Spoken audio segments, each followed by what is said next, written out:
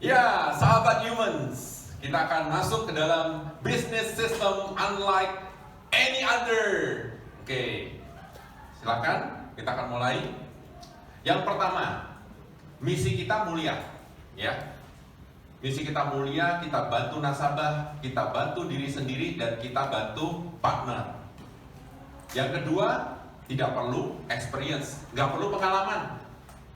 Nanti selling skill, recruiting skill, dan leadership skillnya akan diajarkan. Ya, next, tidak perlu capital, nggak perlu modal. Ya, nggak ada modal, nggak ada tempat, nggak ada utang, dan tidak bisa bangkrut. Ya, luar biasanya bisnis kita seperti itu. Ya, dan next adalah tidak ada resiko, nggak ada pegawai, nggak ada tagihan, nggak ada malingnya, mana bisa dimaling, ya, dan tidak ada stoknya. Dan yang paling penting adalah bersih pajak, nggak ada repot-repot urusin masalah pajak, bersih pajak. Dan yang terakhir, kita tahu big opportunity, yaitu apa? Marketnya besar, rewardnya besar, big money, uangnya besar. Dan persiapkan diri Anda untuk masuk ke layar biru.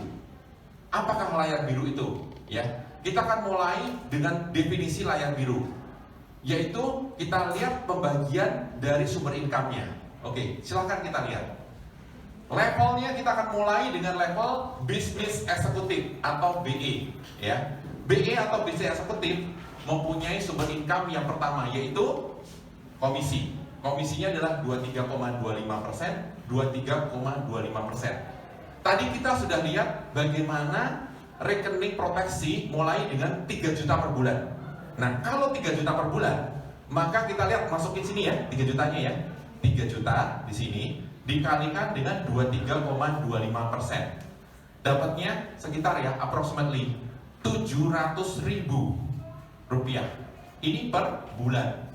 Dan selama 24 bulan, karena ada year 1, year 2. Oke ya. Ini sumber income pertama. Setelah itu, seorang BE akan naik jadi BP. Sebagai BP, maka dia akan merekrut BE dan membimbing BE. Direkrutnya BE, dibimbingnya BE, bersamaan juga mendapatkan yang namanya income sumber yang kedua, yaitu overriding. Overridingnya adalah 55%, 55%. Dapatnya 2 tahun juga. Nah, kalau 55% dari mana? Saya akan tambah di sini. Kalau ini adalah komisi, saya kasih C. Maka ini adalah overriding, saya kasih O. Ya, overridingnya adalah dari 700.000. 700.000 dikalikan dengan 55%. Angkanya adalah approximately 380.000 per bulan. Ya, ini selama 2 tahun, year 1 and year 2. Seorang BE yang direkrut ada satu kesempatan akan naik jadi BP, ya, dan diharapkan memang demikian dalam waktu yang dekat, nggak lama-lama, mestinya 3 bulan dia naik BP. Nah, begitu BE naik ke BP, maka BP di atasnya akan mendapatkan income yang ketiga, yaitu royalty. Nah, royalty ini adalah 20% dan 20%, yaitu diambil dari 700.000. Jadi saya kasih F, ya, CO dan M. 700.000 di sini dikalikan dengan 20%, menjadi 140.000 per bulan. Nah, pertanyaannya, dari komisi, overriding, royalty, sumber income pertama, kedua, dan ketiga, mana yang paling menguntungkan? Kalau kita lihat dari nilai nominalnya 700.000, 380.000, 140.000, pasti orang kan jawab 700.000 dong Pak. Tetapi ada sesuatu yang ternyata besar. Walaupun royalti itu 140.000, ternyata dia itu 8 generasi. Nah, maksudnya 8 generasi apa? Tolong ya, kita lihat masing-masing. Bapak dan Ibu rekrut BE menjadi BP. Itu adalah generasi 1, atau kita singkat G1. Ya, generasi 1. Generasi 1 rekrut dan menjadi BP itu generasi 2. Generasi 2 rekrut itu generasi 3. Generasi 3 rekrut itu generasi 4. Generasi 4 rekrut, generasi 5. Generasi 5 rekrut, generasi 6. Generasi 6 rekrut, generasi 7. Generasi 7 rekrut, generasi 8. Dan semuanya akan memberikan royalti, yaitu sebesar 20% kepada Bapak dan Ibu sekalian. Ini suatu sistem yang luar biasa.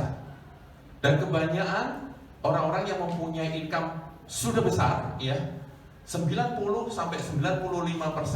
income-nya berasal dari royalti. Jadi sumber income yang ketiga inilah yang merupakan sumber income yang besar. Amin ya, oke. Sekarang kita masuk kepada step by step-nya. Step pertama sebagai BE atau bisnis eksekutif. Apa yang dikerjakan sebagai BE? Yaitu penjualan pribadi. Ya, tadi rekening Reproteksi itu 3 juta per bulan, 10 nasabah saja. Lebih boleh, kurang jangan. Dengan demikian, seorang BE naik jadi BP, sekaligus mendapatkan income 7 juta per bulan selama 2 tahun. Setiap bulan dapatnya selama 2 tahun. Nah, setelah itu menjadi BP, apakah harus penjualan pribadi? Nggak perlu. Tidak perlu lagi penjualan pribadi. Yang dilakukan apa? Yang dilakukan adalah rekrut dan promote 3 BP. Maka income-nya adalah 17 juta. Rekrut dan promote 3 BP lagi. Income sudah naik jadi 33 juta. Rekrut promo 3 BP lagi. Income 90 juta. Dan kalau misalkan rekrut dan promo kita lakukan terus dan menerus, maka income akan naik dari 323, 1,3 miliar, 5 miliar, dan 20 miliar per bulan. Ya. Jadi apa yang terjadi di sini? Dengan 10 nasabah 3 juta dan promosi 21 partner bisnis, kita akan mendapatkan 20 miliar. Pertanyaannya, 20 miliar per bulan buat apa, Pak? Nah, inilah yang kita mau sharing di sini. Tadi kita sudah bicara mengenai pensiun harus berapa. Kita sudah bicara mengenai pendidikan untuk anak harus berapa. Maka kita mau menyediakan satu dana abadi. Dana abadi sejumlah berapa? Ya, kita lihat ya dana abadinya. Nah, tuh 250 miliar. Jadi tahap pertama kita lalui 7 juta, gak mungkin ya bisa tabung. Jadi 7 juta itu sangat-sangat kecil. Dan itu permulaan bisnis. Ya, seperti bisnis layaknya, income pasti sangat kecil. Ya. Lalu yang kedua, 17 juta no saving, nggak bisa menabung. Selanjutnya 33 juta no saving. Ya, 33 juta itu sangat-sangat kecil. Ya. Begitu masuk 90 juta, lifestyle juga naik. Yang tadinya berpikir ya sudahlah, yang penting mobil bisa jalan dari titik A ke titik B. Berpikir mulai mendapatkan satu ide untuk mobilnya di-upgrade. Nah, begitu naik dari 90 juta ke 323 juta, maka kita tahu lifestyle naik lagi. Rumah yang tadinya merasa cukup, ya, mulai ada kepikiran untuk di-upgrade rumahnya.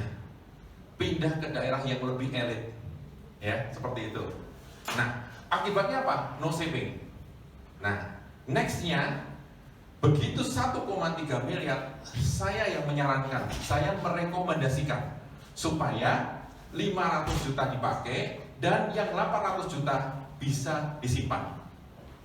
Ya, ini satu cara nanti gimana untuk mendapatkan 250 miliar.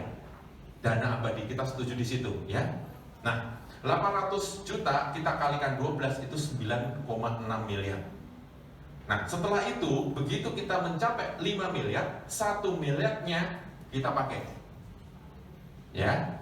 Lalu 4 miliarnya bisa kita simpan dalam bentuk liquid asset, yaitu kalikan dengan 12, 48 miliar. Next lagi adalah 20 miliar, maka 3,9 atau 4 miliar kita simpan, kita pakai, maka 16 miliar kita simpan, maka kita akan dapat 193,2 miliar. Nah, kalau kita totalkan, maka totalnya adalah 250 miliar. Dan 250 miliar ini akan menghasilkan hasil investasinya 6% per tahun, yaitu 1,2 miliar per bulan. Inilah yang disebut dengan passive income. Ada orang bilang katanya passive income dari bisnis, no, passive income dari aset. Dan ini adalah liquid asset. Oke. Ada yang bertanya sama saya, sebenarnya potensi bisnis kita ini sampai 20 miliar per bulan? Tidak seperti itu. Izinkan saya menerangkan sedikit mengenai apa yang disebut dengan potensi bisnis kita. Yang pertama adalah hanya satu saja, ya, kita sendiri. Maka kita rekrut orang dan muncullah generasi 1. Begitu generasi 1 kita 5 orang, 5 BP. Ya, pastinya kalau 5 BP semua orang pasti ada ya. Ada pasti orang-orang yang bagus-bagus di luar sana yang mau masa depannya cerah. Dan 5 BP ini sudah kita hitung ya, omsetnya 600 juta kalikan 2 tahun, kalikan 20%, kalikan 23,25 dibagi 12, itu 23,25 juta per bulan. Dengan apa? Dengan 5 BP di bawah kita. Omset 600 juta itu bukan omset yang besar, omset yang rata-rata saja. Oke ya, jadi ini achievable banget, possible banget ya. Nah, kalau kita bisa rekrut dan develop 5 orang, maka 5 orang yang gen 1 kita pasti bisa develop dan rekrut dan develop 5 juga. Kalau masing-masing 5, berarti generasi 2 kita adalah 25. Nah, kalau generasi kita 25, berapa pendapatan? Ya, saya akan save time, ya, langsung masuk ke income saja, sudah 140 juta per bulan. Dan ini sudah banyak sekali division. Ya, tidak terhitung yang sudah melewati ini, yaitu 525. Bagaimana kalau generasi 3 keluar?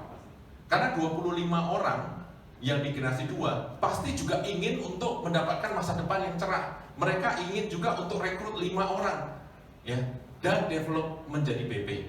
Maka generasi 3 keluar, ini sudah 720 juta per bulan. Ini suatu pendapatan yang fantastis.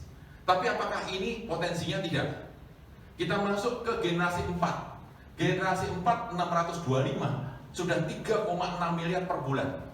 Ini sudah sama dengan bisnis yang di luar sana yang sudah punya pabrik, sudah punya outlet mungkin 30-40 seperti ini. Ya. Lalu masuk generasi 5. Begitu generasi 5 keluar, ya, 3.125, maka income ada 18 miliar. 18 miliar ini sudah perusahaan yang medium. Maksudnya medium size, sudah bisa masuk ke bursa saham. Itu 18 miliar per bulan. Ini per bulan ya hitungannya ya.